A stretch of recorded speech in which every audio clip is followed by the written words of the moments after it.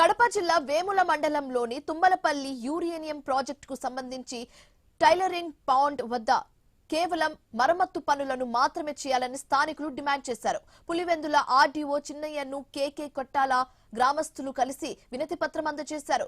గతంలో tailoring pond సమస్యకు సంబంధించి జిల్లా కలెక్టర్ సమక్షంలో సమావేశం నిర్వహించారని తెలిపారు.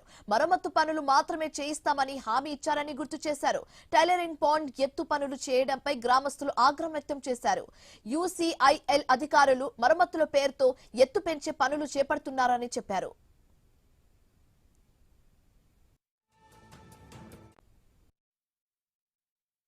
దాదాపు 2018 నుంచి ఇప్పటి వరకు ఎన్నో పోరాటాలు, ఎన్నో ధర్నాలు, స్ట్రైకులు, ఉద్యమాలు చేసినాము.